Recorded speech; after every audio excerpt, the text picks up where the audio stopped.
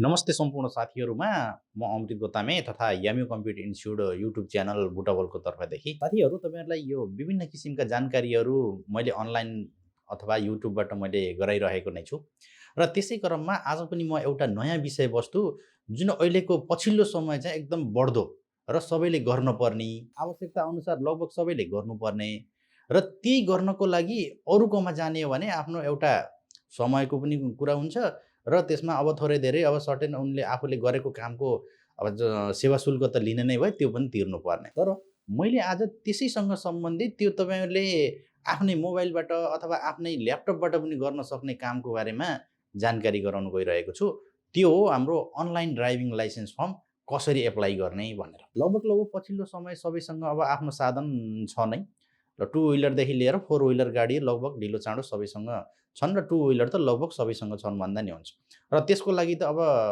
Driving licence त अनिवार्य हुनु पर्यो होइन त्यो ड्राइभिङ लाइसेन्स अनिवार्य हुन परिसकेपछि पहिला त अब अफिस कार्यालयमा जाने त्यहाँबाट एउटा प्रिन्टेड फर्म ल्याउने त्यो भर्ने त्यस्तो सिस्टम थियो होइन र पछिल्लो समय चाहिँ के भयो भन्दा त्यो ड्राइभिङ लाइसेन्सको लागि कुनै पनि यातायात कार्यालयमा नगइकन पहिला आफ्नो मोबाइल अथवा ल्यापटपहरू कम्प्युटरहरूबाट सबै प्रक्रिया पुऱ्याएपछि मात्रै बल्ल ड्राइभिङ लाइसेन्सको अफिसमा जाने अहिलेको पछिल्लो समयको त्यस्तो छ व्यवस्था भने त्यहाँ जानुभन्दा पहिलेको स्टेपहरू आफ्नै मोबाइलबाट अथवा आफ्नो ल्यापटपबाट कसरी गर्ने भन्ने कुरा आजको यो भिडियोमा मैले जानकारी गराउन गइरहेको छु भिडियो विशेष गरी मिनिमम 3वटा भिडियो हुन्छ नै र एउटै भिडियोमा कभर गर्दाखेरि तपाईँहरूलाई हेर्न पनि बोर लाग्ला र गर्न पनि झन्झटिलो होला भन्ने हिसाबले भिडियोलाई चाहिँ मैले अलग अलग गरेर पार्ट गरेको छु जुन पहिलो भिडियोमा मैले तपाईँहरूलाई चाहिँ यो आइडी कसरी क्रिएट गर्ने त्योसँग सम्बन्धित भन्ने कुराको जानकारी गराउँछु र दोस्रोमा चाहिँ आइडी क्रिएट गरिसकेपछि त्यसमा आफूले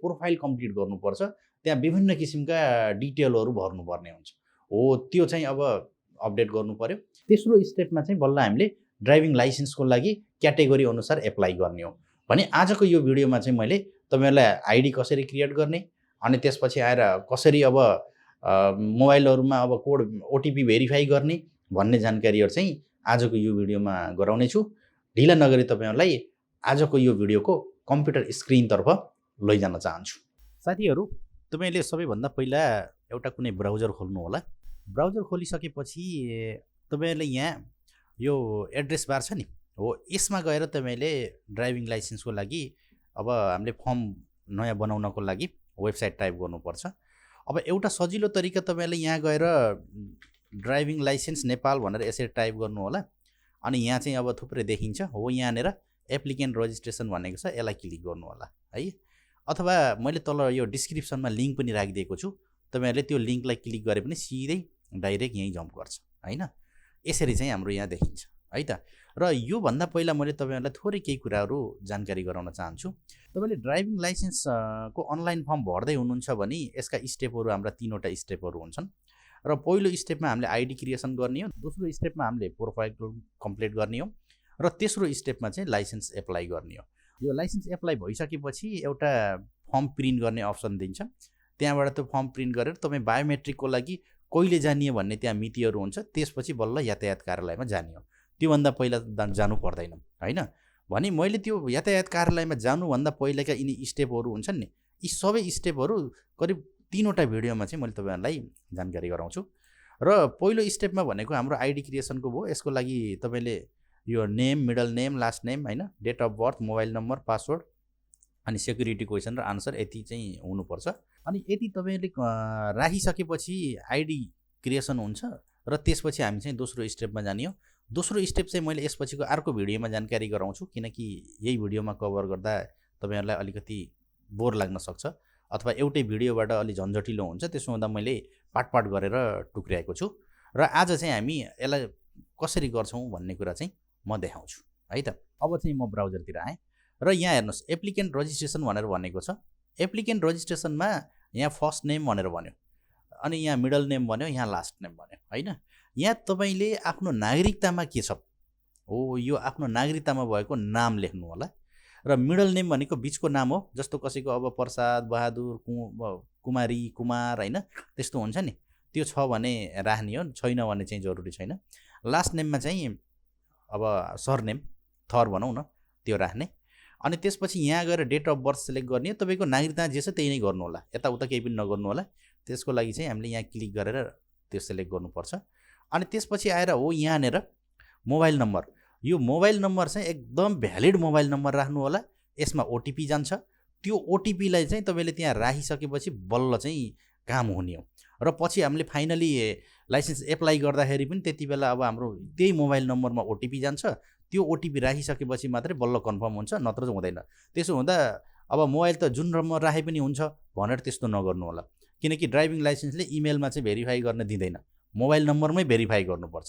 अब कुनै कुनै वेबसाइटहरू, कुनै कुनै अब अनलाइन फर्महरू इमेलबाट पनि भेरिफाई गर्न सकिन्छ, तर यसमा चाहिँ मोबाइलमै ओटिपी पठाउँछ। त्यो मोबाइल भ्यालिड छैन अथवा त्यो मोबाइलमा अब जस्तो इन्कमिङ कलहरू एसएमएस आउने बन्द भएको छ भने त्यो काम गर्दैन, त्यो पहिले ख्याल गरेर चाहिँ यो नम्बर राख्नु होला। अनि तलपट्टि अब पासवर्ड राख्नु होला। पासवर्ड राख्दाखेरि यसले रिक्वायरमा के भनेको छ हेर्नु त, मिनिमम 8 क्यारेक्टर, कम्ती भने 8 वटा राख्नु होला। अप्पर केस भनेको क्यापिटल लेटर, लोवर केस भनेको स्मल लेटर, नम्बर भनेको अङ्क, र एन्ड सिम्बल भनेको जस्तो अब ह्यास, अन्डरस्कोर, @ एक्सक्लामेसन हुन्छ नि, हो तिनीहरू सहितको कम्बिनेसनबाट राख्नुपर्छ। र मिनिमम 8 वटा भन्छ, यो भएन भने यसले मिट गर्दैन, यो चाहिँ त्यही अनुसार राख्नु होला। यहाँ तलपट्टि सेक्युरिटी क्वेसन भनेको छ, यो सेक्युरिटी क्वेसनमा चाहिँ यहाँ क्लिक गर्ने बित्तिकै विभिन्न क्वेसनहरू देखिन्छ, कुनै एउटा सेलेक्ट गर्नु होला र त्यसको चाहिँ यहाँ आन्सर लेखिदिनु होला। र साइन अप गरिसकेपछि मोबाइलमा ओटिपी पठाइदिन्छ। मोबाइलमा ओटिपी पठाइदिइसकेपछि त्यो ओटिपी चाहिँ त्यहाँ राखेर पछि बल्ल तपाईँको पहिलो स्टेपको काम चाहिँ हुन्छ। मैले यहाँ भर्न खोजेको एप्लिकेन्टको चाहिँ भर्छु, तपाईँहरूले चाहिँ डिट्टो आफ्नो राख्नु होला। यो होइन कि मैले यहाँ जे राखेको छु त्यही राख्ने भन्ने, त्यस्तो होइन। तपाईँले चाहिँ आफ्नो नागरिकतामा भएको आफ्नो डिटेलहरू चाहिँ यहाँ राख्नु होला है त।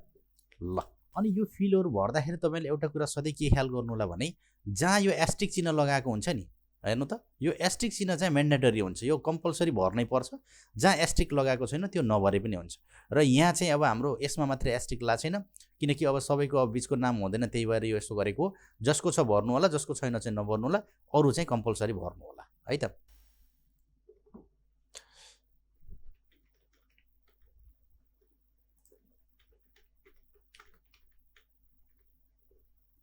यहाँबाट डेट अफ बर्थ सेलेक्ट गर्नु होला। यो डेट अफ बर्थ सेलेक्ट गर्दाखेरि यहाँ क्लिक गर्ने बित्तिकै एउटा यो क्यालेन्डरको चित्र आउँछ।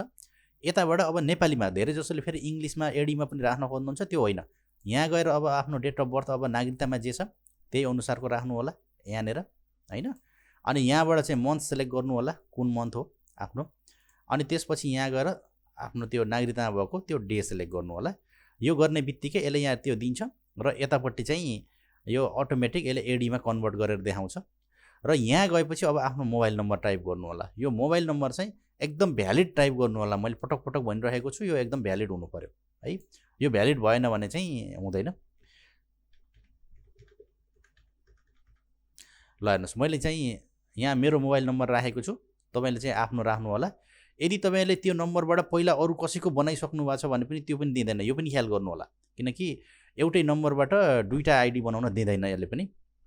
त्यसो गर्दाखेरि यहाँ भ्यालिड राख्नु होला र पहिला युज नभएको राख्नु होला। अनि त्यसपछि यतापट्टि चाहिँ पासवर्ड राख्नु होला। पासवर्ड चाहिँ अब यहाँ तल भनिसक्यो, 8 वटा क्यारेक्टर, अप्पर केस र लोवर केस भनेको क्यापिटल र स्मल, नम्बर पनि मिसिएको र सिम्बल पनि मिसिएको भनेको छ। मैले यहाँ चाहिँ त्यही अनुसारको पासवर्ड राख्छु, तपाईँहरूले आफ्नो त्यही हिसाबले पासवर्ड राख्नु होला। त्यसपछि यतापट्टि फेरि कन्फर्म गर्नु होला।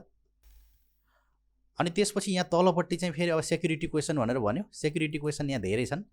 ल, यहाँ थुप्रै विभिन्न अप्सन मध्ये मैले चाहिँ यहाँ एउटा यो सेलेक्ट गरिदिएँ।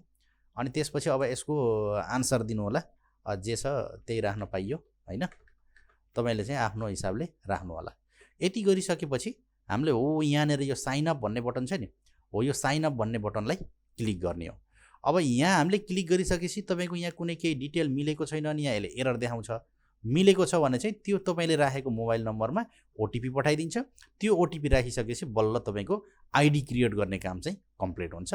मैले यहाँ चाहिँ साइन अप क्लिक गरिदिन्छु। ल हेर्नुहोस्, मैले यहाँ साइन अप गर्ने बित्तिकै यहाँ हेर्नु के भन्यो, the mobile has been already taken. भन्न खोजेको मैले यहाँ जुन मोबाइल नम्बर राखेँ नि त्यो मोबाइल नम्बर चाहिँ के रहेछ, अरू कसैले बनाइसकेको रहेछ। भन्नुको अर्थ मैले नै पहिला बनाएको थिएँ, त्यही भएर यहाँ यसो भनेको। मैले तपाईँहरूलाई देखाउनलाई नै जानी जानी यो नम्बर राखेको। यसमा चाहिँ अब मैले पहिला प्रयोग नभएको मोबाइल नम्बर राख्छु। ल हेर्नुहोस्, जब हामीले यहाँ साइन अप क्लिक गरिन्छ नि, त्यो साइन अप क्लिक गर्ने बित्तिकै यहाँ एउटा इन्टर ओटिपी भन्छ। हामीले त्यहाँ राखेको त्यो जो भ्यालिड नम्बर छ नि त्यो नम्बरमा चाहिँ ओटिपी जान्छ होइन। त्यो ओटिपी हाम्रो 6 डिजिटको हुन्छ र त्यो ओटिपी राखेर हामीले कन्फर्म गरेपछि हाम्रो प्रोफाइल बनाउने पहिलो काम चाहिँ सक्सेस हुन्छ है त। त्यसपछि अब मैले चाहिँ त्यहाँ आएको ओटिपी राख्छु। यो ओटिपी फेरि 180 सेकेन्ड अर्थात् अब हाम्रो 3 मिनट भनौँ न, अर्थात् यो 3 मिनटमा चाहिँ फेरि हामीले यो रिसेन्ड गर्न मिल्छ। 3 मिनटभित्र हामीले यहाँ यो राखिएन भने चाहिँ यहाँ चाहिँ फेरि अर्को गर्न सकिन्छ र धेरै नै लामो टाइम लियो भने फेरि त्यो एक्सपायर भएर त्यो एक्सेप्ट नगर्न पनि सक्छ। तपाईँहरूले पनि आफ्नो मोबाइलमा आएको हेर्नु होला। यहाँ चाहिँ मैले यहाँ जुन नम्बर राखेको थिएँ नि त्यो नम्बरमा भएको चाहिँ ओटिपी म अब यहाँ राख्दैछु। ल हेर्नुहोस्, त्यसपछि अब मैले चाहिँ त्यहाँ आएको ओटिपी मैले राखिदिन्छु। ल यो तपाईँले आफ्नो मोबाइल नम्बरमा राखेको राख्नु होला है। फेरि तपाईँले जुन नम्बर राख्नुहुन्छ, मैले यहाँ जुन ओटिपी राखेको छु त्यो राख्ने होइन। अनि त्यसपछि हो यहाँनिर यो कन्फर्म गरिदिनु होला। कन्फर्म गरिसकेपछि अब हाम्रो चाहिँ ल हेर्नुहोस्, अब त्यो भयो। त्यो हुने बित्तिकै ल हेर्नुहोस् यसरी चाहिँ अब हाम्रो अर्को विन्डो डिस्प्ले गर्छ होइन। अब यहाँनिर यसले यो दिएछ हो, यसलाई चाहिँ सम्झिनु होला। हो यहाँनिर यो युजर नेम भनेको छ नि, यसलाई चाहिँ कपी गरेर राखे पनि हुन्छ, होइन भने तपाईँको मोबाइलमा एसएमएस पनि आउँछ है। तपाईँले जुन नम्बर राख्नु भएको थियो त्यहाँ एसएमएस पनि आउँछ र यसलाई चाहिँ यहाँ गट इट गरिदिनुहोस् है। अब पहिलो स्टेप चाहिँ तपाईँको सकियो। जुन हामीले यहाँ यो आइडी क्रिएसन भनेर भनेका छौँ नि, अब यो आइडी क्रिएसन गरिसकेपछि अब तपाईँको आइडीको काम चाहिँ सकियो। ठिक छ। ल साथीहरू, तपाईँहरूलाई यो ड्राइभिङ लाइसेन्सको अनलाइन फर्म भर्नसँग सम्बन्धित पहिलो भिडियो तपाईँहरूलाई कस्तो लाग्यो? जस्तो लाग्यो त्यस्तै प्रतिक्रिया दिनु होला।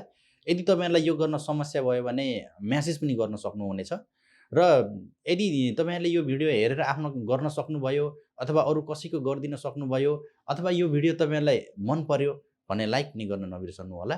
र यो जानकारी तपाईँले गर्न परे पनि गर्नु होला अथवा तपाईँले गर्न नपरेर अरू कसैले पनि यो हेरेर गरून् भन्ने चाहनुहुन्छ भने आफूले प्रयोग गर्ने सोसल मिडिया प्लेटफर्महरू के छ त्यसमा सेयर पनि गर्न नबिर्सनु होला। र च्यानलमा तपाईँहरू पहिलोपटक आउनुभएको छ र अथवा योभन्दा पहिलादेखि आउनुभएको छ च्यानलमा, मेरा भिडियोहरू जानकारीहरू हेरिरहनु भएको छ तर च्यानललाई सब्सक्राइब गर्नुभएको छैन भने च्यानललाई सब्सक्राइब क्लिक गरेर नजिक रहेको बेल आइकनलाई क्लिक गरी अल भन्ने अप्सनलाई क्लिक गर्नु होला, ताकि मैले राख्ने नयाँ नयाँ जानकारीहरू अटोमेटिक तपाईँहरूलाई नोटिफिकेसन मार्फत आउनेछ भन्दै यसपछि दोस्रो भिडियोको साथ छिट्टै नै उपस्थित हुनेछु। तबसम्मको लागि मलाई बिदा दिनुहोस्। धन्यवाद। नमस्कार।